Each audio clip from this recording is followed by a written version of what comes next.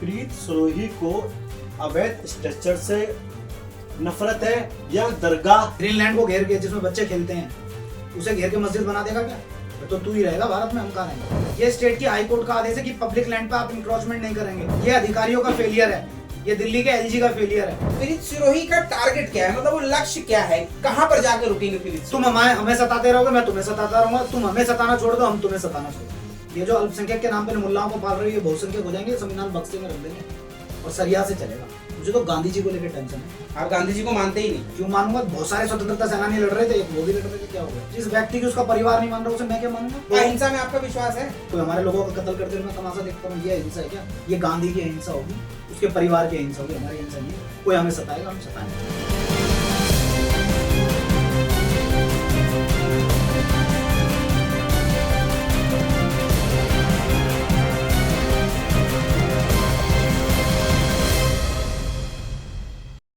प्रीत भाई, आपका बहुत सारा वीडियो आता है जो कि हमेशा ये रहता है कि मस्जिदें इलीगल है, अवैध है। तो अगर कोई अलग बंदा उठ के, अलग धर्म से उठ के एप्लीकेशन लगाना चालू कर दे कि यहाँ पे मंदिर बने हुए हैं, और बहुत सी ऐसी जगह है भी जो पार्कों के किनारे, साइडों में या रोडों पे मंदिर बने हुए हैं, आप उसको जायज कैसे ठहरा सकते हैं? भाई मंदिरों का देश है, देश का बंटवारा मंदिर और मस्जिद के नाम पर हुआ है। अगर आप ये कह दें कि एक मुल्ला खड़ा हो जाएगा और मस्जिदों की एप्लीकेशन लगा देगा, मंदिरों की एप्लीकेशन लगा देगा, तो ये आपका। और सर आप सरकार, मंदिर देश में वैध है।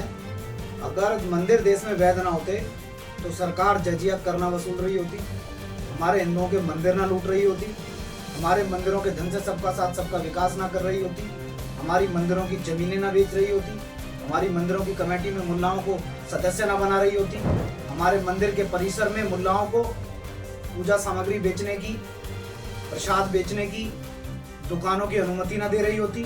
और मुल्ला इस बात को जानता है कि मंदिरों के धन से 300 योजना दे रही है सरकार। अगर वो मंदिरों का विरोध करेगा तो फ्री का दाना पानी बंद हो जाएगा और सुबह का सूरज निकलने से पहले 97% मुल्ला भूख से मर जाएंगे। अगले दिन जब सुबह सोकर उठेंगे तो सूरज धुंधला नजर आएगा। वो जानता है कि इन मंदिरों से ही दाना पानी चल रहा है। सर दाना पानी चल रहा है, पर आप जब एमसीडी में कंप्लेन लगाते हैं या डीडीए पे कंप्लेन लगाते हैं तो आपका सवाल ये नहीं होता, आप कहते हैं संविधान चल रहे हैं, यहाँ पे मुल्ला बस नहीं सकता हर जगह पे। अगर पार्कों की जमीन मानता है क्या संविधान को? मुल्ला संविधान को मानता है क्या? मानते हैं? मैं संविधान को मानता हूँ, संविधानिक लड़ाई लड़ रहा हूँ। बताओ मैं किस मस्जिद के बाहर जाके शोर शराबा करके आया हूँ? मैं संविधान को मानता हूँ, मुल्ला नहीं मानता। 3 दिन से न्यूज चैनल पे चल रहा है कि Muslim personal law act, law board 50 रुपए में एक संस्था रजिस्टर्ड हो जाती है भारत में 1860 एक्ट के अंतर्गत। वो ये कह रही है कि हम नहीं मानते। संसद जो कानून या जिस कानून में संशोधन लेकर आने वाली है वक्फ के, वो पहले ही घोषणा कर रहा है कि हम इस तब्दीली को स्वीकार नहीं करेंगे। क्यों स्वीकार नहीं करेगा? क्यों स्वीकार नहीं करेगा? देश संविधान से चलेगा, 50 रुपए की किसी संस्था से नहीं चलेगा। पर आप दिल्ली के ऐसे अनेक जगह पे, दिल्ली एनसीआर पे आप काम करते हैं, आपने ऐसी बहुत सारी मस्जिदें या मैं दिल्ली एनसीआर में काम नहीं करता, मैं पूरे देश में काम करता हूँ। चूंकि मैं अकेला हूँ इसीलिए मेरा वर्तमान कार्य क्षेत्र ये है। ठीक है, पर ये कोई मेरी भीष्म प्रतिज्ञा नहीं है कि मैं दिल्ली और एनसीआर 200 किलोमीटर के बाहर नहीं जाऊंगा। ज्यादातर ताकत बढ़ती जाएगी, लड़ाई बढ़ी होगी। ज्यादातर आपने यहीं पे आपने कंप्लेन लगा रखी है और इसमें आज तक आपको कितनी सफलता मिली है? कितनी मस्जिदों को आप? मैं सफलता और असफलता के लिए लड़ाई नहीं लड़ रहा। धर्म और अधर्म का युद्ध है, धर्म की जीत सदा होती है, ये मेरी हार होने का मतलब ही नहीं। ऐसी बहुत सारी मस्जिदें, पीर व दरगाह जो बहुत सारी पुरानी है, कई साल पुरानी है, अब उस जगह पे लोगों की आस्था जुड़ी हुई है। अगर इस तरह से उस पे कंप्लेंट लगेगी या तुड़वाया जाएगा तो बहुत सारी लोगों की आस्था भी तो गर्दिश में जाती है। देखो मैं आपको एक बात बताऊं, अगर पुराना होना ही आधार है तो 1,96,08,53,53,000 लगभग 2 अरब वर्ष पुरानी संस्कृति से हम आते हैं। इस देश की रज में भी, रज को भी उठा के हम अपने माथे से लगाते हैं। इस देश के पत्थर में भी हम शंकर मानते हैं। इस देश की हर अरविल बहने वाली नदी, जिसे इन लोगों ने कारखाने लगा लगा के दूषित किया है, उसमें हम अपनी माँ का स्वरूप देखते हैं। तो इस हिसाब से तो ये इन्हें देश छोड़ के चले जाना चाहिए। अगर पुराना होना ही आधार है तो इस धरा पर 2 अरब वर्ष पुरानी संस्कृति हमारी है। हम और हमारे पूर्वज 2 अरब वर्ष से यहाँ पर पैदा होते आए हैं और धर्म अधर्म के युद्ध में बलिदान होते हैं। तो पहला अधिकार तो हमारा है, अगर आपका आधार ही मान लिया जाए। पुराना होना इस बात की प्रमाणिकता है क्या कि आपने राष्ट्र की संपत्ति पर कब्जा कर लिया और आपको रेगुलराइज कर दिया जाए, आपको मिट्टी में मिला दिया जाए। मिट्टी में मिला दिया जाए। सर ये सवाल कई बार आपने दोहराया है कि मिट्टी में मिला दिया जाए, कैसे मिलाएंगे? देख लो मिला के कैसे, संविधान से? मैंने पीछे भी कहीं एक पत्रकार बंधु को बताया था कि पूरे विश्व में कई देशों में भारत से जाने वाले लोग भी परमिट पे रह रहे हैं। ये कोई बड़ी बात नहीं है, 20 करोड़ लोग परमिट पे रहेंगे। आज सरकार की नहीं है वो सोच, सरकार के पास नहीं है वो योजना, सरकार का नहीं है वो सामर्थ्य। जिस दिन हम होंगे, हमारा सामर्थ्य है, हम इतने सामर्थ्यवान लोग हैं, हमारे साथ इतने बुद्धिमान लोग हैं, हमारी पेपर प्लानिंग कंप्लीट है, ये परमिट पे रहेंगे। इनकी अचल संपत्ति भारत सरकार की संपत्ति होगी। कैश, पैसे, सोना चांदी, जेवरात, वो इनका अपना है। जैसे ये कोई हरकत करेंगे, इनकी नागरिकता रद्द कर देंगे, पानी के जाते हैं। जिस देश में जाना चाहो, इस देश में संविधान से ऊपर जाओगे तो यहाँ रह नहीं पाओगे। संविधान की बात होती है, पर सर संविधान के ही दायरे पे रह गए तो अगर कोई आदमी वहाँ पे रहने का अधिकार दिया गया है या वो गवर्नमेंट की ही प्रॉपर्टी है और कई वर्षों से वहाँ रह रहा है, तो उस जगह पे अगर उसको रहने का अधिकार मिले, जैसे झुग्गी वाली बात आ कौन गई, दे रहा है? अधिकार बहुत सारी गवर्नमेंट है, अब उनके पास तो सारी चीजें हैं, जैसे कि आधार कार्ड, पैन कार्ड, जो एक भारत के नागरिक आधार के पास कार्ड तो बांग्लादेशी के पास भी है, घुसपैठिया मुल्ला है रोंगिया उसके पास भी है। संसद भवन में दे दो उसे, चुनाव लड़ा के बैठा ले मोदी जी अपने बराबर। तो अब मोदी सरकार से खुश नहीं है। उस नाखुश की तो बात ही नहीं है, बात देश की सुरक्षा की है। नहीं, मोदी सरकार तो मैं मोदी सरकार से खुश रहूं हम्म। और देश असुरक्षित हो जाए तो मेरे लिए राष्ट्र पहले। मोदी जी खुद कहते हैं मेरे जैसे मोदी बहुत सारे आएंगे, बहुत सारे आएंगे। राष्ट्र सर्वोपरि है, सर्वोपरि था और सर्वोपरि रहेगा। देश में राजनीतिक दल है वो आते जाते। देश में बहुत बड़ी संख्या में रोहिंग्या आ चुके हैं, जो बांग्लादेश से यहाँ पे आ चुके हैं, और दिल्ली ही नहीं, बहुत सारे भारत के अलग अलग जगहों पे रोहिंग्या बस चुके हैं। और अब तो बहुतों के पास पे आधार कार्ड, पैन कार्ड भी है। इसको आप देश की सुरक्षा से कैसे देखते हैं?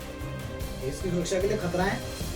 मैं तो रोज लिखता हूँ इंटरनेट पे, ये देश हमारा है, बांग्लादेशी रोहिंग्या मुल्ला चलते बनो। चलते रहो। पर अभी सरकार ये कह रही है कि जैसे कि अभी बांग्लादेश में वहाँ पे गृह युद्ध छिड़ गया है, वहाँ से बहुत जगह से लोग ये कह रहे हैं, कमेंट आ रहे हैं कि वहाँ से जो हिंदू हैं वो भारत, मोदी जी उनको लिया है, उनको भारत की नागरिकता दे दी जाए। कहाँ जाएंगे वो?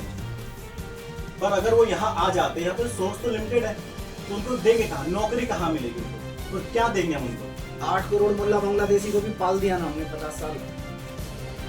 8 करोड़ मुल्ला बांग्लादेशी, रोहिंग्या मुल्ला बांग्लादेशी, इन्हें पाल दिया ना हमने। इनको चिकित्सा भी दी, इनके बच्चों को शिक्षा भी दी, सारी सरकारी योजनाओं का लाभ दिया, आवास योजना में इन्हें घर भी दिया। तो 1 करोड़ लोगों को नहीं पाल पाएंगे क्या हम, जब 8 करोड़ लोगों को देश में से बाहर निकाल देंगे तो? नहीं, तो ये बात सिर्फ 1 करोड़ लोगों की नहीं है। आप इसको समझो कि 1 करोड़ तो एक सिंपल सा आंकड़ा है, लेकिन अगर अफगानिस्तान से आ जाए, पाकिस्तान से आ जाए, पूरे विश्व से आ तो जाए, जब पूरे देश के लोगों को आप ये नहीं कर पा रहे हो, आप ये शिक्षा पूरे और विश्व के ये सब नहीं दे पा रहे हो, तो आप उनको आ कैसे जाए, दोगे? पूरे विश्व के हिंदू भी आ जाए तो उनका उतना अधिकार है जितना मेरा भारत के अधिकार है। ठीक है, अगर मान लो हिंदुओं का है तो ये क्या- हमारी मातृभूमि है, ये हमारी जन्मभूमि है, उनका बराबरी का अधिकार है। ठीक है, अगर हम हिंदुओं एक का- टाइम खाने के लिए तैयार हैं, एक जोड़ी कपड़े में जीवन जीने के लिए तैयार है, लेकिन हमारे आगे अगर हमारे भाई का कत्ल कर दिया जाएगा तो यहाँ बराबर का ऐसा नहीं, कत्ल की बिल्कुल बात आपकी ठीक है, कत्ल होना भी नहीं चाहिए, लेकिन अगर आप कहते हो कि हिंदू आ जाए, तो क्या कोई पीड़ित किसी और धर्म का आता है तो उसको भी आप उस तक- 57 देश है उसके पास चला जाए कहीं भी, मर जाए नहीं तो देश मरता है, रोज देश पैदा होता है, मर जाए नहीं। मतलब आपको इससे कोई मतलब नहीं है? देश पैदा होता है रोज, करोड़ों लोग पैदा होते हैं पूरे विश्व में, करोड़ों लोग मर जाते हैं, वो भी मर जाए, हमें क्या तकलीफ है, हमारा अपना नहीं मरना। अच्छा, मतलब इंसानियत से आपका कोई नाता नहीं है? नहीं, इंसानियत ये है कि अपना गला घुटवा लें, नहीं, ये गला इंसानियत है। गला घुटवाने की बात इसमें क्या है? ये इंसानियत है, कोई हमारा गला घोट दे, हमारी सांस रोक दे, हमारे प्राकृतिक संसाधनों पे कब्जा कर जाए, हमारे देश पे कब्जा कर जाए, कुछ पूजे मातृभूमि को फिर बांट के ले ले और फिर नारा भी लगा दे कि यही नारा रहेगा, यही नाम रहेगा, मिटा देंगे ऐसी सोच को। तो मतलब कुल मिला के आप ये चाहते हो कि हिंदू सिर्फ आ जाए, बाकी यहाँ पर कोई किसी और धर्म का ना आए? नहीं, आप एक बात समझो, अगर आप ये दिखाने की कोशिश कर रहे हो कि मैं किसी से नफरत करता हूँ, तो हाँ मैं नफरत करता हूँ, मैं स्वीकार करता हूँ। लेकिन निर्माण की संस्कृति है हमारी, इस देश से, इस धरा से कोई ऋषि भी गया होगा ना धरती के किसी कोने पे, या कोई साधारण आदमी भी गया होगा, तो उसने पूरे विश्व में जाके निर्माण किया होगा। हमारी संस्कृति निर्माण की संस्कृति है, हमारी संस्कृति विध्वंस की संस्कृति नहीं है, और निर्माण और विध्वंस साथ साथ नहीं चल सकते। नहीं। इसीलिए मैं इस तरह के किसी फर्जी भाईचारे में बिलीव नहीं करता। नहीं, ये बात हमारी बिल्कुल संस्कृति ठीक है। निर्माण की संस्कृति है। विध्वंस हमने झेले हैं। हमने बहुत विध्वंस झेले हैं। नफरत नहीं है, अब हम सावधान हैं, अब हम बेवकूफ नहीं बने। जिसे लोग नफरत समझ रहे हैं ना, वो अब हम किसी की बातों में नहीं हैं। हम किसी मानवता का कोई हमारे ऊपर कोई चद्दर ढक देगा तो उस मानवता की चादर को हम नहीं बढ़ेंगे। कोई हमें सताएगा, हम जवाब। तो कुल मिला के आप ये कहना चाह रहे हो कि अगर यहाँ पर सिर्फ और सिर्फ आपके हिसाब से हिंदू रहना चाहिए, मुसलमान नहीं रहना चाहिए? नहीं, परमिट पे रहो, मैं एक्सेप्ट कर रहा हूँ, परमिट पे रहो। ये कोई नई बात नहीं कर रहा मैं। परमिट से क्या मतलब आपका? इस्लामिक देशों में अकॉर्डिंग टू पुस्तक जितने मुसलमान हैं सबको इक्वल राइट्स हैं, और जितने अहले पुस्तक धर्म है, ईसाई और यहूदी, वो कर पे कर दें, टैक्स पे करें, बराबरी का अधिकार लें।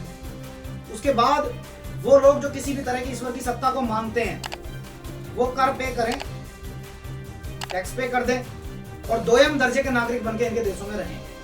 उसके बाद वो लोग जो लोग किसी भी तरह के धर्म को नहीं मानते, किसी तरह की ईश्वर की सत्ता को नहीं मानते, या तो वो इस्लाम को स्वीकार करें या उनका कबूल करें। ऐसी व्यवस्था में मेरा विश्वास है। ऐसी व्यवस्था में मेरा विश्वास है। टैक्स पे करो, हम तुम्हें सुरक्षा देंगे, नहीं तो अच्छी टैक्स शिक्षा तो जो देंगे। यहाँ रह रहा है वो पे कर ही रहा है ना। जो यहाँ रह रहा है वो तो गवर्नमेंट को टैक्स दे ही रहा है।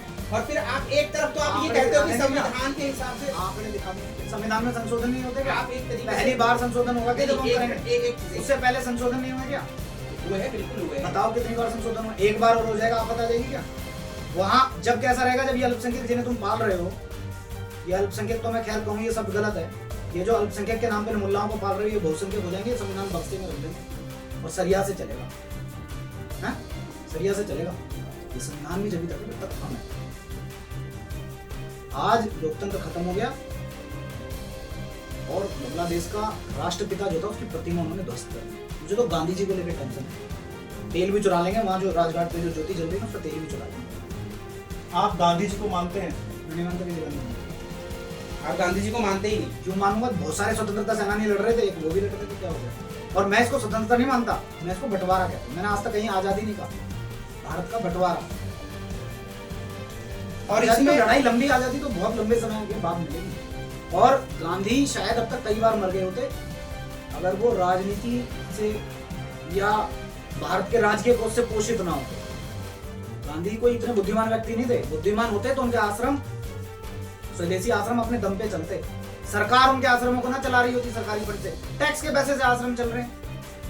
तो उनकी कोई भी योजना या उनका कोई भी दिया हुआ मंत्र सक्सेसफुल नहीं है, और उनका परिवार उनकी बात नहीं मान रहा। अगर उनका परिवार बात मानता तो देश में शराबबंदी हो गई होती, देश में गोहत्याबंदी हो गई होती। जिस व्यक्ति की उसका परिवार नहीं मान रहा उसे मैं क्या मानूंगा, और मैं क्यों मानूंगा? और आज भी 140 करोड़ लोग गांधी को राष्ट्रपिता मानते हैं। मानते होंगे। उस 40 करोड़ मेरे का आप सुना मेरे किस साथ तरह मेरे साथ मेरे ऋषियों का आशीर्वाद, मेरे पिताजी है, मेरे लिए पर्याप्त। और भारत में एक कथन ये है, जिसके प्रति तुम्हारी आस्था नहीं है उसके प्रति ढोंग नहीं करनी चाहिए। मुझे नफरत है उन ढोंगियों से जो गांधी के 2 अक्टूबर के दिन झाड़ू लगाते हैं पूरे देश में। वो पॉलिथीन आज तक देश में है। नहीं, लेकिन आपको सपोर्ट करने वाले भी तो बहुत से ऐसे लोग होंगे। आप अकेले हैं, लेकिन आपने बोला कि आपके पीछे और भी हैं जो हैं। अब कोई तो- अपने आत्मीयता से मुझे आशीर्वाद देगा, मुझे रोक लो क्या? नहीं, वो बहुत अच्छी बात है, लेकिन वो लोग तो गांधी को मानते होंगे और आप कह रहे हैं, ये तो मतलब बहुत बड़ा स्टेटमेंट है ना कि अच्छा, आप कह अगर रहे कोई हैं कि मुझे आप गांधी को नहीं मानते। अगर कोई मुझे आशीर्वाद दे तो मैं इस बात के लिए बाध्य हूँ कि वो जिसको मान रहा है मैं भी मानूं। कुछ व्यक्तिगत निर्णय तो ये भी हो सकता है ना। मैं गांधी को नहीं मानता 1% भी। तो अहिंसा में आपका विश्वास है? तो अहिंसा गांधी की है क्या? योग दर्शन में 8 सूत्र हैं। 8 सूत्र का जो पहला सूत्र है यम नियम आसन प्राणायाम धारणा ध्यान समाधि, उसका पहला है अहिंसा। और इतना बड़ा योग दर्शन है, फिर उससे पहले वेद है, दर्शन है, उपनिषद है, ब्राह्मण ग्रंथ है, अरण्य ग्रंथ है, पुराण है। ये छोटी सी बात को पकड़ के बैठते हैं। गांधी से पहले अहिंसा शब्द नहीं था क्या? 2 अरब वर्ष पहले ईश्वर ने जो ज्ञान दिया वेद में, अहिंसा शब्द है, वो गांधी का शब्द नहीं है अहिंसा। नहीं, तो आप अहिंसा को मानते हैं? अहिंसा को मानता हूँ, लेकिन पिटता घूमूंगे मुन्नाओं से। ये कैसे अहिंसा है? कोई हमारे लोगों का कत्ल करके मैं तमाशा देखता हूँ, ये अहिंसा है क्या? ये गांधी की अहिंसा होगी, उसके परिवार की अहिंसा होगी, हमारी अहिंसा नहीं। कोई हमें सताएगा, हम सताएंगे। आपको नहीं लगता कि आप जो इतनी बातें बोल रहे हैं ये मतलब एक कर रहा हूँ मैं, बोल नहीं रहा कुछ भी। बुलवा आप रहे हो, आप क्वेश्चन पूछना बंद कर दो, कुछ नहीं, मैं क्वेश्चन इसलिए पूछ रहा हूँ क्योंकि लोगों के आरोप हैं आपके ऊपर। आपकी जो स्पीच है, लोग कहते हैं कि ये लगाए आरोप। hate speech अच्छा, दे लोग रहे मुझे हैं। माला पहना दें, ये सोच के मैं सुबह नहीं उठता। कि लोग मैं उठूं, मेरा मतलब दौड़ नौक करें लोग और मैं बाहर निकलूं और लोग मुझे माला करें, तो मुझे जरूरत नहीं है सिखाने तो आपको लगता नहीं कि आपके विचार हेट स्पीच है? की। अच्छी बात है। अगर सत्य तो कड़वा होता है, चुभता है ना लोगों को, तो सत्य ऐसा ही होता है, इसे स्वीकार करने की आपत्ति नहीं। सत्य ऐसा ही होता है, सच जो होता है वो ऐसे ही होता है, तीर की तरह चुभता है, और चोर के बहुत ज्यादा चुभता है। चोरी तो भागते फिर कहते हैं हेट स्पीच होगी, सच है। उन्हें लगता है कि 300 योजनाएं बंद हो जाएंगी, फ्री का राशन पानी बंद हो जाएगा, चुभती है। भय लगता है कि नेतागिरी खत्म हो जाएगी। अभी तो व्हाइट कलर पे घूमते हैं, फ्री का अनाज, 300 योजनाएं, शिक्षा चिकित्सा सब फ्री, सब ड्रामेबाजी, कहीं फर्श पे लौट जाओ, कहीं भी नारेबाजी कर दोगे बंद हो जाएगा। लेकिन एक चीज और है कि आपको नहीं लगता कि आप जिस तरीके से ये बयान दे रहे हैं, आपके ऊपर कोई हमला करवा दे, आपको आपके ट्विटर पे आप अगर आप नीचे जाके देखेंगे तो आपको अलग अलग जगहों से लोग बुला रहे हैं, आपको धमकियां दे रहे हैं, आपके जान के पीछे पड़े हुए हैं लोग। ये मेरे लिए प्रेरणादायक सब है। कोई मुझे ये कहते तू यहाँ कर दिखा दे, तो इस बात से मुझे प्रेरणा मिलती है कि मुझे दिन रात काम करने की आवश्यकता है। जो लोग जागरूक हैं उन्हें मेरे साथ आने की आवश्यकता है कि भारत में रहकर इस तरह के लोग पनप गए सरकारी योजनाओं के दम पर, जो धमकी दे रहे हैं यहाँ कर दिखा दे।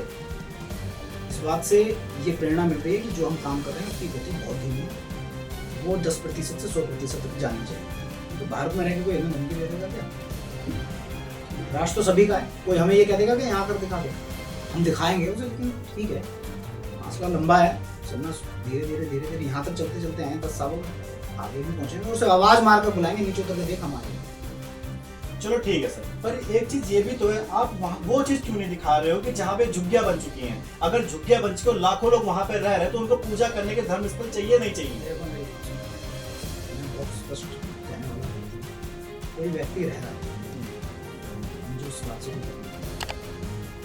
और सरकार से मैं निवेदन कर रहा हूँ कि जहाँ वो रह रहा है उसे वहाँ से हटाओ, और पूरी जो भी जीवन जीने के अधिकार में सम्मिलित सुविधाएं, उन सुविधाओं से युक्त उसे घर बना दो। वक्फ बोर्ड का काला कानून रद्द कर दो, वक्फ बोर्ड की संपत्ति को सरकारी संपत्ति घोषित कर दो, और झुग्गियों में किसी धर्म, किसी मजहब, किसी दीन, किसी जाति का व्यक्ति रह रहा हो, अगर वो बेघर है तो उसे पक्का घर, मैं इस बात का पक्ष करता, किसी के घर से मतलब नहीं। लेकिन झुग्गियों को उठाकर किसान की जमीन छीन कर, ना कुछ पैसे देकर किसानों से तुम जमीन ले लो, उस पर पक्का घर बनाकर इन्हें दे दो, और उन घरों को ये जोड़कर उसका लैंड यूज चेंज करके मस्जिद बना दें, उस कॉलोनी के पार्क में बीघों भर जमीन घेर कर ये मस्जिद बना दें, और ये वहां से फिर दहाड़े और हम चुपचाप सुनते रहें। तो 1 मिनट में घर के बदले घर दिया था रहने के लिए, तुम्हें आवश्यकता है नहीं तो खाली करो। तुम्हें अपना घर मिलने के बाद अल्लाह का घर चाहिए तो कमाओ और खरीदो।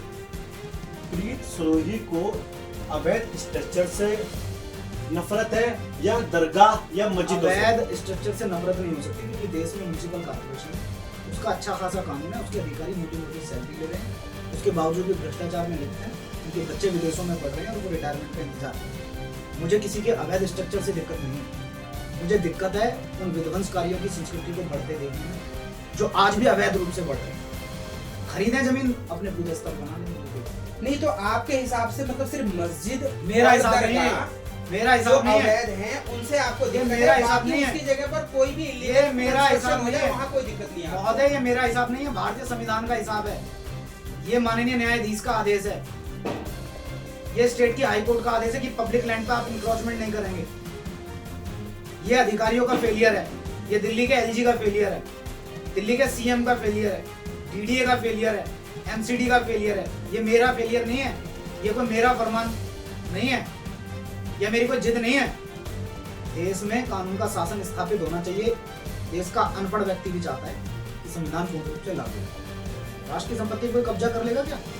तो ये सब प्रीत सिरोही को ही क्यों दिखता है, जो बाकी अंधे अधिकारी नेता हैं, जो अंधे नेता हैं देश में। एमसीडी आप कह रहे हैं कि अंधे- MCD डर का लगता इतना बढ़िया है, कानून डर लगता है, तो मेरे उनको ट्विटर चेक कर लो, डर लगता है, मेरे साथ चलो गाड़ी में बैठो।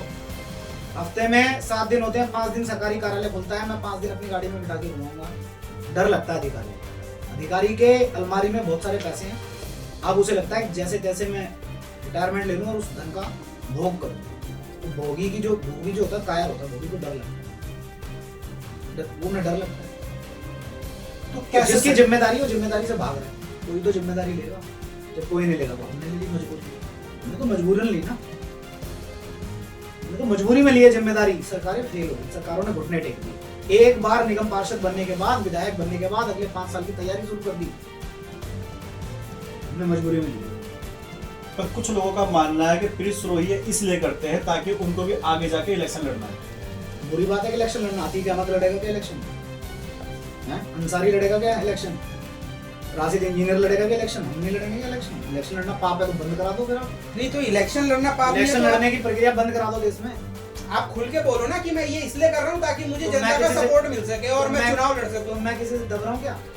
नहीं तो जिस आप दिन ये तो चुनाव- नहीं बोल रहे हो। जिस दिन मैं चुनाव लड़ूंगा तो नामांकन की प्रक्रिया में भाग लूंगा, लोगों को पता लग जाएगा चुनाव लड़ रहा हूं। जिस दिन मैं चुनाव लड़ूंगा नामांकन की प्रक्रिया में तो भाग लूंगा, उस दिन लोगों को पता लग जाएगा। ये आप दिखा रहे हो मान कि- लो, सुनो मेरी बात, मान लो दिल्ली में चुनावी घोषणा पत्र कोई भी राजनीतिक दल ऐसा कर दे, ऐसा चुनावी घोषणा पत्र जारी कर दे जिससे हम पूर्णतः संतुष्ट हो, तो क्यों हम राष्ट्र के धन में आग लगाएंगे? हम राष्ट्र का धन खराब क्यों करेंगे? जब उनका मैनिफेस्टो हमारी मांगों को पूरा कर रहा है तो फिर हमने चुनाव क्यों लड़ना है? हमारा उद्देश्य की पूर्ति करना है, सत्ता का सुख भोगना नहीं है। अब ये आप जो कर रहे हैं, इसी तरीके की एक घटना इंदरलोक में हुई। इंदरलोक में क्या हुआ, वहां पर मुस्लिम नमाज पढ़ रहे थे, नमाज पढ़ते हुए वहां पर एक पुलिस वाले ने लात मार दी। हालांकि वो चाहते तो इंतजार करके वो हटा भी सकते थे, लेकिन उन्होंने लात मार दी। बवाल इतना ज्यादा बढ़ गया। अब इस पूरे बवाल के बाद मुस्लिमों ने ये बात ठान ली कि भाई अगर यहाँ नमाज नहीं हो रही है तो यहाँ हम ये 2, 4, 5, 10 दिन का जो भी कांवड़ शिविर लगता है वो हम नहीं लगने देंगे। तो आपको ये लगता नहीं कि अगर इस तरीके की चीजें हर कोई करता रहा तो फिर तो ये देश रहने लायक रह ही नहीं ले जा रहा ही नहीं जाएगा। मतलब कोई अपराधी कानून का उल्लंघन कर रहा है और पुलिस 5 मिनट इंतजार करे कि अपराधी अपराध पूरा कर ले, उसके बाद उसे हटाया जाए। तो कैसी मतलब बेवकूफी भरी बात है कि अपराधी अपराध कर रहा है, पुलिस 5 मिनट की प्रतीक्षा करे। कानून का भय होना चाहिए। जिन लोगों को ये वहम है कि इस्लाम संविधान से ऊपर है, वो इंदरलोक में जाकर देखना, मुल्ला सड़क खाली कर रहा है। नहीं तो वहां मेरा पर कांवड़ आगे- शिविर नहीं लगने दी, फिर उसका क्या? आगे पीछे लग जाएगा कांवड़ शिविर को, मतलब महादेव ने धरती को उतर के कह के कहते हैं इसी के सामने लगाना है। मुस्लिमों ने नहीं लगने दी। कौन कह रहा मुस्लिमों ने नहीं लगने दी? उन वहां के लोगों के, वहां के मुस्लिम प्रधान के- समझदार हैं, नहीं वहां के लगने दी इलाके उन्होंने। मुस्लिम समझदार हैं, उन्होंने नहीं लगने दी। वो ये कह रहे हैं हम कानून का पालन करें, तुम भी करो। थोड़ा आगे पीछे लग गया उसमें कोई आपत्ति होगी क्या? इतना अहंकार हो जाएगा क्या हिंदुओं में? जिन लोगों ने इतना बड़ा दिल कर लिया कि 8 करोड़ घुसपैठियों को अपने टैक्स के पैसे से पाल रहे हैं, वो इतना बड़ा दिल नहीं कर सकते क्या? 100 मीटर 50 मीटर आगे पीछे कांवड़ शिविर लग जाए। प्रतीक्षा तो करोगे, प्रतीक्षा तो करनी पड़ेगी ना। अभी उन दोनों मस्जिदों में एक 800 गज का पार्क है जो खाली होना है, 450 गज का पार्क है जो खाली है। वो कोटा स्टोन जिस पे लेट रहे थे वो कोटा स्टोन भी हटना है। तो कानून का पालन होना चाहिए, ये बात सर्वोपरि है। अच्छा, इंदरलोक की बात चल रही है तो इंदरलोक में जो दोनों मस्जिद है, वहाँ के जो मुख्य सड़क पर जो गेट लगे हुए थे वो तो हटा लिए गए हैं। ग्रिल भी हटेगी अभी। तो अब आपको क्या समस्या है? मुझे क्या समस्या है? हाँ, अब आप क्या चाह रहे हो वहाँ से? ग्रिल हटेगी, वो कोटा स्टोन हटेगा, सड़क पे कोटा स्टोन होगा, लोग फिसल के गिर जाएंगे। तो इतना अवैध निर्माण हो गया तो डीडीए, ये बात तो दिल्ली पुलिस से पूछो ना, आप मेरे से भी पूछते हो। डीडीए से पूछो, एमसीडी से पूछो, एलजी से पूछो, दिल्ली के सीएम से पूछो, पूर्व की पार्टियों से पूछो जिन्होंने चुनाव लड़ा, चुनाव प्रक्रिया में भाग लिया, भ्रष्टाचार किया, पैसे कमाए, फिर दिल्ली के पैसों से अदर स्टेटों में जाके चुनाव लड़ लिया, हमारे लोगों को नाले में डूब डूब के मरने के लिए छोड़ दिया, हमारे लोगों को करंट लग के मरने के लिए छोड़ दिया, हमारे लोगों को बेसमेंट में गंदे पानी में दम घुटने से मरने के लिए छोड़ दिया। दिल्ली जैसे शहर में भी डूब के मर जाए तो सरकारों को डूब के मर जाना चाहिए। हमारे लोग से क्या राष्ट्र का मतलब? भविष्य है, हमारे लोग, राष्ट्र का विद्यार्थी, हमारे राष्ट्र का उज्जवल भविष्य है, हमारे राष्ट्र की संपत्ति, ये हमारा कहने से। उस राष्ट्र में हमारे लोगों में क्या मुसलमान नहीं है? वो तो उनसे पूछो ना, वो इस राष्ट्र को अपना राष्ट्र को बड़ा मानते हैं, इस्लाम को, वो तो उनसे पूछ लो, 5 मिनट में उत्तर दे देगा। मुसलमानों का पक्ष रखने के लिए मैं यहाँ नहीं बैठा ना, वो अपना पक्ष रखेंगे, तुम जानते हो, पूछ लो किसी से, तुम्हारे न्यूज चैनल में होगा एक आधा, उससे बुला के पूछ लो, इस्लाम पहले या संविधान पहले, बता देगा। नहीं, लेकिन बॉर्डर पे जब गोली चलती है तो गोली खाने वाले भी मुल्ला चढ़ाता है हिंदू भी गोली? है, मुस्लिम भी है, सिख भी नहीं है, है, ईसाई भी है। रोटी खानी है, अरे मतलब आप इस चीज को बिल्कुल खारिज कर रहे हैं, खारिज करो। मतलब है ही नहीं कोई। अच्छा, एक चीज और, जैसे ये जो झुग्गियों की आप बात कर रहे हैं, इन झुग्गियों में मुस्लिम भी रह रहे हैं, दलित भी जब रह ही रहे तो हैं, मैं कह रहा हिंदू भी हूँ, रह रहे हैं। मैं जब तो ही ये कह रहा जो हूँ, एक इम्पोर्टेंट सवाल है कि जो दलित मुस्लिम की जो ये एकता है जो ये निकलकर सामने आ रही है, इस पर आपकी क्या राय है? इस पर आप क्या, इसको आप कैसे देखते हो? दलित और मुस्लिम झुग्गियों में रह रहे हैं, इसीलिए मैं लड़ रहा हूँ कि वक्फ का कानून रद्द करके इन्हें घर दे। और दलित और मुस्लिमों की जो एकता है वो फर्जी एकता है। जब मुस्लिम लीग ने ये पहली बार नारा दिया तो इसके पीछे वजह बताई कि दोनों ही गरीब और दोनों ही वंचित हैं। और यहाँ के दलितों को, यहाँ के दलित हिंदुओं को, यहाँ के दलित मेरे भाइयों को बहका कर ये बांग्लादेश और पाकिस्तान ले गए और वहां जाके इनका काम बन गया। सुबह शाम मारा है, दोनों टाइम मारा है, इनकी बहन बेटियों से बलात्कार किया है, इनकी धन संपत्ति लूट ली, इनकी हत्या कर दी, इनके घरों में आग लगा दी। पाकिस्तान का इस्लाम अलग नहीं है, बांग्लादेश का इस्लाम अलग नहीं है, भारत का इस्लाम अलग नहीं है। ये जो अशराफ मुसलमान है, ये मुल्ला बहुत चतुर है। ये चाहता है कि पासमानदा मुसलमानों को मैं झांसा दे दूं धार्मिक एकता का और धर्म का, और दलित मुस्लिम जो दलित हिंदू जो भोले भाले, उन्हें झांसा दे दूं भाईचारे का, और दलितों को कुचलकर संसद की सीढ़ियां चढ़ जाऊं, इस देश की संसद पे काबिज हो जाऊं और संविधान को खत्म करके सरिया को लागू करूं। और जहां जहां सरिया लागू है वहां वहां दलित हिंदुओं के साथ क्या हुआ, और ये दलित शब्द तो मैं कहता हूं हटा दो, वहां वहां हिंदुओं के साथ क्या हुआ कल पूरे दिन बांग्लादेश में देखा, पूरे वर्ल्ड में देखा। मानवता की दुहाई देने वालों ने भी आज सुबह ट्वीट किया, पूरे वर्ल्ड ने देखा कि कैसे उन्हें पीटा, कैसे उनके बहन बेटियों के, हमारी बहन बेटियों का बलात्कार किया, उनके घरों में आग लगा दी। वो चीखने चिल्लाने की आवाज आज भी मेरे कानों में गूंजती है, और वो जब तक गूंजती रहेगी जब तक मैं बदला लेने से क्या मतलब है? आपने बोला था अगर वहां कुछ हुआ तो मैं हमारी यहाँ के लोगों संस्कृति को को नहीं मिटाएगा, छोड़ूंगा। हम उसकी संस्कृति को मिटा देंगे। भाई संविधान इस बात का अधिकार देता है कि हम हैं जब तो सब कुछ है ना, हम ही नहीं रहे तो संविधान भी तो नहीं। वो देवता भी तो हमारा ही है, हम ही पूछ रहे हैं, वो तो अगले तो सरिया पूछ रहे हैं। पर अगर आंख के बदले आंख, हाथ के बदले हाथ, ये परंपरा चालू हो ये गई। परंपरा प्रीत सिंह ने नहीं चालू करी, मुस्लिम कंट्रियों में यही परंपरा है। ये मेरी चलाई हुई परंपरा नहीं है, ये शरीयत की परंपरा है। मैं तो कह रहा हूँ उसे लागू करो। सिविल मामलों में आप शरीयत चाहते हैं, क्रिमिनल मामलों में भी आप शरीयत चाहते हैं, आधे घंटे में ही जेल खाली हो जाएंगे। जितने मतलब भयानक या जितने बड़े क्राइम इन लोगों ने किए, ठीक है, और मानवता की बात मानव से तो करेंगे। ठीक है, चलो अपने सवाल को फिर। अच्छा, ये मंगोलपुरी वाली घटना क्या है? ये बड़ा ही वायरल हुआ आपके नाम से, और ये वैसे भी बहुत वायरल हुआ। देखो मैंने क्या बहुत सारी वीडियोस देखी, जब मंगोलपुरी वाई ब्लॉक मस्जिद का अवैध अतिक्रमण कराया गया तो बहुत सारे वामपंथी पत्रकारों ने इनके इंटरव्यूज किए और बहुत सारी फेक बातें चलाई गई कि इनके पास जमीन के कागज थे। जब इनके पास जमीन के कागज थे तो मामा भागा भागा हाईकोर्ट क्यों गया, ये जमीन हमें अलॉट कर दो। तो ये बात तो पिछले एक हफ्ते में क्लियर हो गई है, ये झूठे लोग हैं।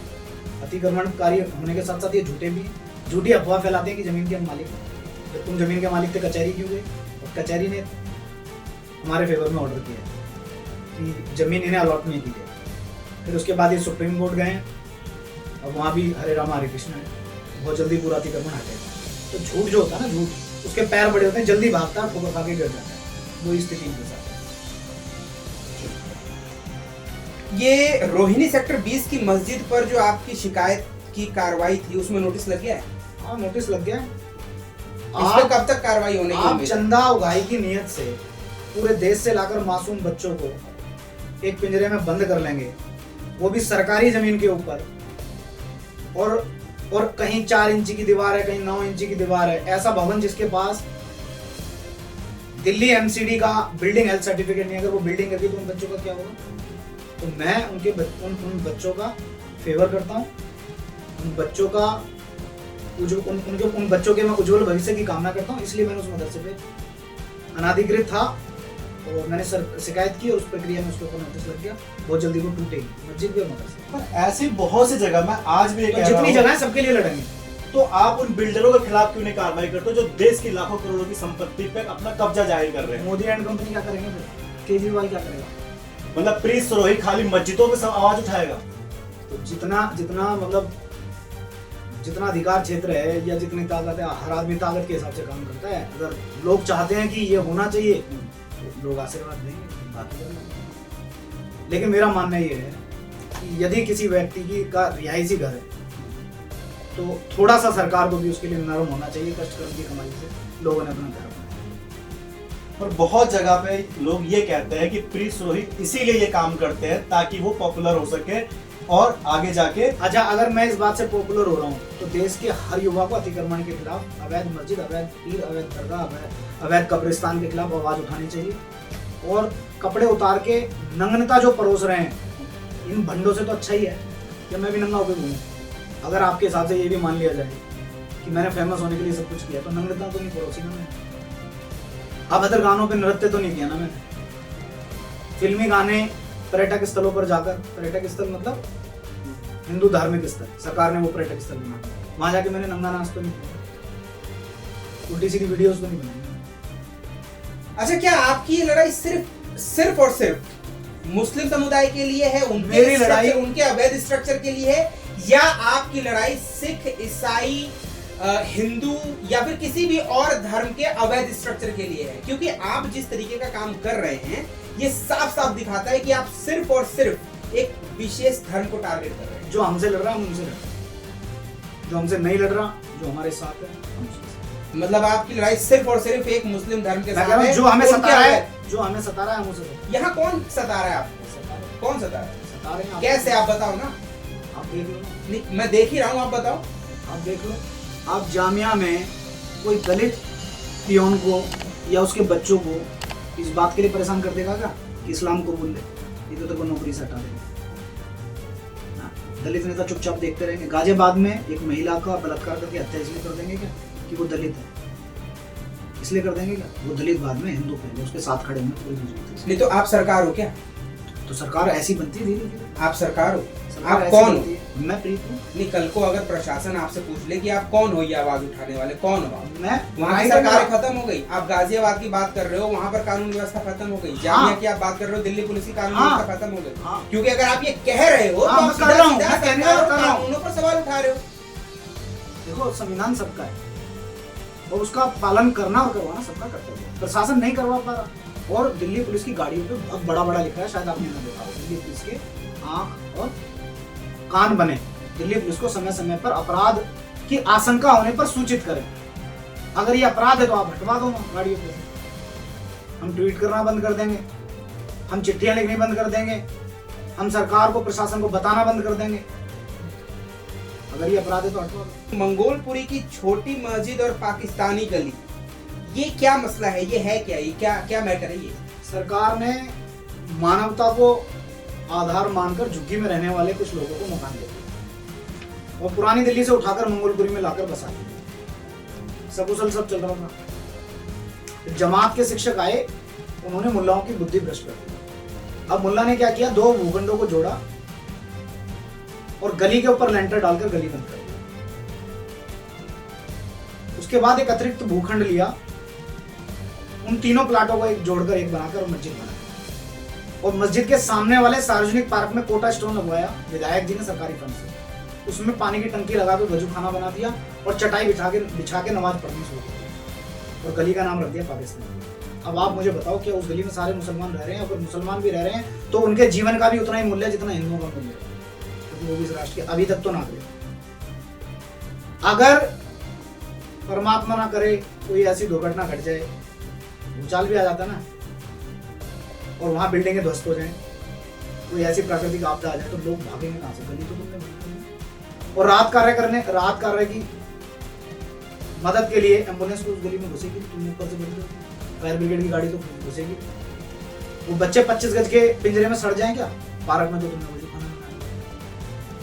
तो मेरी लड़ाई जो है वो बिल्कुल जायज है, लेकिन आयुर्वेदिक दवाई धीरे धीरे असर करेगी, थोड़ा आगे चल के नहीं समझ। तो यहाँ तो आप सपोर्ट की बात कर रहे हैं मुसलमानों की, यहाँ तो आप उनके अच्छे की बात कर रहे हैं। तो एक तरफ आप कह रहे हैं कि हम मिटा अस्पताल में देंगे, लगेगी। नहीं, एक तरफ आप कह रहे हैं कि हम उनको मिटा देंगे, यहाँ ऐसी आप बात कर रहे हैं, ऐसा लग रहा है कि आप उनके बारे में अच्छा सोच रहे हैं। ये अगर मुल्ला, अगर इनके चोट लगे, अस्पताल में जाएंगे, अस्पताल में दवाई टैक्स के पैसे से आएगी या मंदिरों के लूट के पैसे से आएगी? तो इनका ध्यान हमें रखना है, क्योंकि आर्थिक दंड जो है वो हमारे ऊपर ही पड़ता है।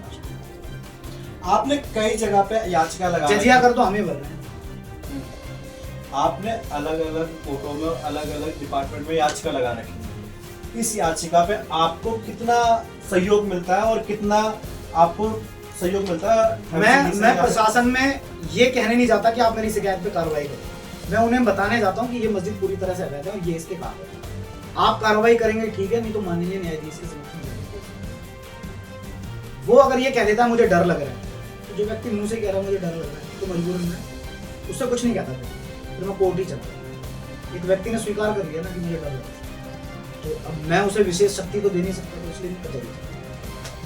अच्छा, ये लाल बाग मस्जिद आजादपुर का एक वीडियो पूरी तरह से अवैध है, उस पर क्या कार्रवाई? पूरी तरह से अवैध है। नहीं वो तो ठीक है, लेकिन पूरी तरह से अवैध है। पूरी मस्जिद कमेटी के पास एक भी कागज नहीं है। एक ही बहाना है, चूंकि ये मस्जिद है और हमारी इसमें आस्था है इसलिए इसे ना तोड़ो। प्रीत सिंह की मंशा दंगे कराने की, लेकिन प्रशासन को यह नहीं दिखता। इसने सर्विस रोड बंद करके बना दी, इसने पूरा फुटपाथ बंद करके बना दिया, इसने रोड की पीली पट्टी की पूरी जमीन घेर ली। फुटपाथ पर पैदल चलने वाला व्यक्ति सड़क पर चल रहा है और सड़क के किनारे चलने वाला, साइकिल पे चलने वाला व्यक्ति बीच सड़क में चल रहा है और बीच सड़क पे चलने वाली पब्लिक बस और पब्लिक ट्रांसपोर्ट, उसकी स्पीड धीरे हो गई और उसकी स्पीड धीरे नहीं, राष्ट्र की स्पीड, घंटों घंटों के जाम। तो कोई ऐसी बड़ी चीज नहीं है कि जो दोबारा नहीं बन सकती। जमीन खरीद ले और उसे गिरा दे और नहीं बना ले, मेरे से भी ले जाइए। तो अब इसमें क्या कार्रवाई हुई है और ये कब तक हो पाएगा? कार्रवाई प्रशासन है, प्रशासन का कहना है यार अगला सीधी सीधी धमकी दे रहा है कि दंगे हो जाएंगे, तो मैं कचहरी चला जाऊंगा। कोई लगभग 150 के आसपास ऐसे हैं जिनकी फाइल कंप्लीट है, मुझे कचहरी जाना। जैसे जैसे लोग मेरे साथ खड़े होते जाएंगे मैं कोर्ट मूव करता रहूंगा। राजेंद्र नगर में दिल्ली के अलग अलग मीडिया ने सबने दिखाया कि राजेंद्र नगर में बहुत बड़ी घटना हो गई। घटना नहीं हुई, हत्या हो गई। आप उसे हत्या बोलते हैं? हत्या हुई है, योजनाबद्ध तरीके से हुई है, योजनाबद्ध तरीके से हत्या हुई। तो इसमें तो पूरा जो और जिन्होंने हत्या की वो ऑलरेडी जेल में, इसीलिए मैंने कोई शोर शराबा नहीं। जिन्होंने हत्या की वो ऑलरेडी जेल में ही है। कौन है जेल में? दिल्ली सरकार के लोग जेल। कौन जेल में? अरविंद केजरीवाल जेल में, मनीष सिसोदिया जेल में, उनके पीए जेल में। तो आपको नहीं लगता उनके ऊपर स्वास्थ्य मंत्री भी लगना चाहिए? लगता नहीं है, लगेगा। प्रतीक्षा कीजिए आप, जांच जारी है। ये तो आनंद फानन में है। तो इसके लिए प्रीत सिंह रोही ने आवाज उठाया नहीं उठाया? आवाज क्यों उठानी है? ये तो अंतरात्मा जानती है, दिल्ली पुलिस काम कर रही है। नहीं तो आप जब इतनी सारी याचिकाएं लगा रहे हैं तो एक ये भी लगा दीजिए। सबकी ठेकेदारी मेरे ऊपर है क्या? जब आप आवाज उठा रहे हैं, जो झंडा, जब आप वीडियो बना रहे हैं, जब आप लोगों की मेरे वीडियो बनाने से रिलीफ हो जाएगा क्या? नहीं, रिलीफ नहीं होगा, लेकिन कहीं ना कहीं मैंने आपको बताया मेरे पास जागरूकता तो फैल रही है। मेरे पास 150 से ज्यादा ऐसी मस्जिदें हैं जिनकी फाइल कंप्लीट होगी, मुझे कचहरी जाना। अच्छा, तो मेरी प्राथमिकता अभी इसका। अच्छा, बवाना के कब्रिस्तान को भी आप अवैध घोषित कर चुके हैं? मैं नहीं कर रहा, डिपार्टमेंट ने एक्सेप्ट कर लिया। जब बवाना जे कॉलोनी, तो ये डिपार्टमेंट, जब आप पीछे पड़ते हैं तभी तो डिपार्टमेंट एक्सेप्ट करता है। पीछे नहीं पड़ता, मैं बता के आता हूँ। उनको नहीं पता, मैं उनकी आंखें नहीं है। कबूतर है वो, बिल्ली को देख के आंख बंद कर लेते हैं।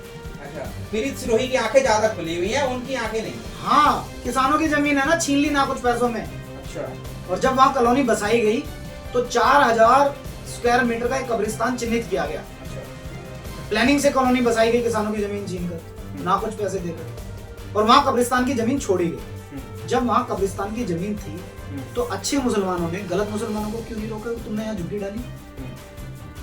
अच्छे मुसलमानों ने हिंदुओं को क्यों नहीं रोका कि जब झुग्गी के बदले मकान मिला है तो यहाँ झुग्गी क्यों डाल रहे हो? और उस भूखंड पे झुग्गी डाल के अलग से एक बड़ा भूखंड चिन्हित करके 350 पक्की कब्र तुमने क्यों बना दी? आज जो राष्ट्र की संपत्ति है उस पे जो डीडीए ने फ्लैट बनाए हैं, फ्लैट नहीं बिक रहे। कब्रिस्तान के सामने कौन फ्लैट खरीद के रहेगा? प्रीत सिरोही का टारगेट क्या है, मतलब वो लक्ष्य क्या है, कहां पर जाकर रुकेंगे प्रीत? तुम हमें सताते रहोगे, मैं तुम्हें सताता रहूंगा। तुम हमें सताना छोड़ दो, हम तुम्हें सताना छोड़ दो। इक्वल राइट्स की मांग है पूरे देश में। जो अधिकार अंतिम व्यक्ति को, जो पहले व्यक्ति को अधिकार है वो अंतिम व्यक्ति को, जो अंतिम व्यक्ति को इक्वल राइट्स। सरकारी योजनाओं का लाभ सब में बराबर विभाजित हो। तो ये तो फिर अगर आप इस तरीके से जा रहे हैं तो आप रिजर्वेशन पे चले गए ना। रिजर्वेशन पे चले गए। हाँ, अगर आप कह रहे हैं कि सरकारी योजनाओं का लाभ सबको बराबरी से मिले, हाँ बराबरी से मिले, तो आप रिजर्वेशन का जो तरीका है, आपकी निगाह, एक आपकी निगाह जो दलित, जो इस्लामिक काल से अब तक पीड़ित है, जिसे बहकाकर, फुसलाकर, डराकर, धमकाकर, हत्या का भय दिखाकर जिसका धर्मांतरण कर लिया गया, आपकी उसके रिजर्वेशन के ऊपर नियत है, उसके ऊपर आपकी नजर है। लेकिन दूसरी तरफ जो 300 योजना का लाभ लेकर घुर रहा है उसके ऊपर आपकी नजर नहीं है। मतलब पत्रकारों की नजर वो भी दलित के रिजर्वेशन के ऊपर है, मुसलमानों की 300 योजनाओं के ऊपर उसकी भी नजर नहीं है। मैं कहता हूं देश में दलित जो रिजर्वेशन के लाभ से वंचित रह गए उनका सर्वे किया जाए, उनकी सूची बनाई जाए और उन्हें अतिरिक्त लाभ देकर देश की मुख्य धारा में शामिल किया जाए और इन्हें दी जाने वाली 300 योजनाएं तत्काल प्रभाव से बंद करें, बिल्कुल अभी बंद करें। मतलब मुस्लिमों को दी जाने वाली जो योजनाएं हैं उसको योजना के साथ विशेष अधिकार भी बंद कर दें। अच्छा, एक बयान आपका वायरल हुआ कि मिट्टी में मिला दूंगा, बड़ा मतलब ये बड़ा ही चर्चा का विषय बना। उड़ती नहीं है धूल जब मस्जिदें गिरती हैं अवैध, अच्छा, धूल नहीं उड़ती, मिल जाएंगे ऐसी मिट्टी में। और मुल्ला बहुत समझदार है, बहुत बुद्धिमान है। अब वो खुद तोड़ लेता है, अच्छा, अब वो प्रशासन को परेशान नहीं करता। कोर्ट से नोटिस जाता है, वो रात में थोड़ी शर्मिंदगी महसूस करता है, लेकिन रात में बैठ के तोड़ लेता है। इस बात के लिए भी मैं हृदय की गहराइयों से उसे धन्यवाद करता हूँ कि परमात्मा ने उसे सद्बुद्धि दी। वो समझ में आ गया राष्ट्र की संपत्ति है। वो नेताओं के भ्रम में था, नेताओं ने कहा कोई दिक्कत नहीं है, पूर्व के नेताओं ने, वर्तमान के नेताओं ने उससे कहा कोई दिक्कत नहीं है, देखेंगे तू बना। अब उसे पता लग गया कि राष्ट्र में संविधान बड़ा है और भ्रम फैलाने वाले नेता, मुल्ला को धोखे में रखने वाले नेता छोटे हैं। संविधान से चलने वाली जो कोर्ट है वहां से आदेश आया, मुल्ला खुद हटा। आपके मैं कमेंट पढ़ रहा था, उसमें मैंने देखा जो आप मुल्ला सब का यूज करते हैं, बहुत सारे मुसलमान भाई को इस सब से भी दिक्कत है। तो वो नाम बदलने अपना, मुल्ला ना कहें हम मुल्ला है, वो मुल्ला है तो मुल्ला ही कहूंगा मैं उसे। और उनको दिक्कत हो रही है कि आप मुल्ला उनको कह रहे उन्हें हैं। तो मुझसे भी दिक्कत है, देश छोड़ के चला जाऊं क्या? मुल्ला कोई गाली है क्या? मुल्ला मुल्ला शब्द जो है वो अपशब्द है क्या? बता दे मुझे कैसे अपशब्द है, बोलना छोड़ दो। योगी जी का आदेश था कि दुकानों पर नाम लिखे जाए मालिकों, इसको आप कैसे देखते? देखो योगी जी ने कोई नया आदेश नहीं दे दिया, ये कानून पहले से बना हुआ है कि आप जो भी काम धंधा कर रहे हैं उस काम धंधे को संबंधित विभाग में जाकर पंजीकरण कराएंगे, और पंजीकरण की जो प्रतिलिपि होगी उस प्रतिलिपि को अपने जहां आप काम धंधा कर रहे हैं वहां उसे फ्रेम में या वैसे लगा के रखेंगे, और आपने जिस नाम से पंजीकरण कराया है वही नाम तो अपनी दुकान का आप रखेंगे। इसमें कोई क्या क्या नया काम हो गया, या इसमें क्या बुराई होगी जो ये बिलबिला गई? सावन के महीने में ये सवाल क्यों था? तो सावन के महीने में कोई सवाल करना अपराध है क्या? नहीं, क्योंकि यहाँ पे कावड़ यात्रा जाती है मुजफ्फरनगर। हम अपनी पवित्रता का अगर हम अपनी पवित्रता, अपनी सात्विकता को अगर हम फॉलो कर रहे हैं तो ये जबरन थोप दिया जाएगा क्या हमारे ऊपर कि हम जो जिन बर्तनों में मांसाहार खाया जा रहा है पूरे वर्ष उनमें खाना खा ले, हम पे थोप देंगे अब जबरदस्ती? नहीं तो पिछले 50-70 सालों से तो ये चल ही रहा था, अब ये एकदम से आपको क्या दिक्कत हो गई कि आपने इस तरीके का फरमान निकाल दिया? पूर्व की जो सरकारें थी वो बायस थी, वो मुस्लिम परस्त थी, वो इस्लाम प्रेमी थी, वो मजारों पर चद्दर चढ़ाने वाले लोग थे, इसलिए उन्होंने कानून का पालन नहीं करा। वो कानून का उल्लंघन करना, कानून की अवहेलना करना, इसे भाईचारा समझते थे, इसे सबका सौहार्द समझते थे, इसलिए उन्होंने इसका पालन नहीं किया। तो आपके हिसाब से ये दुकानों पर नाम लिखे जाना ठीक है? परफेक्ट निर्णय, बिल्कुल परफेक्ट निर्णय, और ये दिल्ली में भी लागू होना चाहिए। एमसीडी का भी ये कानून है। शिक्षा को लेकर आपकी क्या राय है? शिक्षा को लेकर मेरा मानना है कि चाहे वो अमीर का बच्चा है या गरीब का बच्चा है या पूंजीपति का बच्चा है या किसान मजदूर का बच्चा है, फैक्ट्री मालिक का बच्चा है या उस फैक्ट्री के कर्मचारी का बच्चा है, सबको एक जैसे किताब। आप इक्वलिटी की बात कर रहे हैं, समता, समरसता, समानता की बात कर रहे हैं, लेकिन गरीब के बच्चों को अलग किताब पढ़ा रहे हैं, अमीर के बच्चों को अलग किताब पढ़ा रहे हैं, कृषि मंत्री के बच्चे को अलग किताब पढ़ा रहे हैं, किसान के बच्चे को अलग किताब पढ़ा रहे हैं। आप सबको अलग अलग पाठ्यक्रम क्यों पढ़ा रहे हैं? जब आप नौकरी का पेपर पूरे देश में एक ले रहे हैं तो आप इतने सारे शिक्षा बोर्ड देश में क्यों चला रहे हैं? आप पूरे देश में एक पाठ्यक्रम तय कर दीजिए, एक ड्रेस तय कर दीजिए। मेरे पास पैसे नहीं है, मैं किसान हूं, तो मेरा बच्चा खाद के कट्टे पर बैठ के पढ़ लेगा, दरी पे बैठ के पढ़ लेगा। आपके पास पैसे हैं, आपका बच्चा एसी में सोफे पे बैठ के पढ़ लेगा, लेकिन पाठ्यक्रम तो एक पढ़ाइए। और जो जिसको जिस भाषा में, भारतीय भाषाओं का जीवित रहना जरूरी है, क्योंकि मातृभाषा है वो हमारी। मातृभाषाओं को, सभी मातृभाषाओं का मैं बराबर का सम्मान करता हूँ, उनका बचे रहना भी बहुत जरूरी है। सब पर अंग्रेजी मत थोप दो।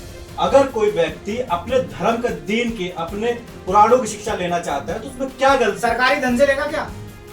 हमारे टैक्स के पैसे से लेगा क्या? और राइट टू एजुकेशन है, शिक्षा सभी का अधिकार है, उसे आप शिक्षा से कैसे वंचित कर सकते हैं?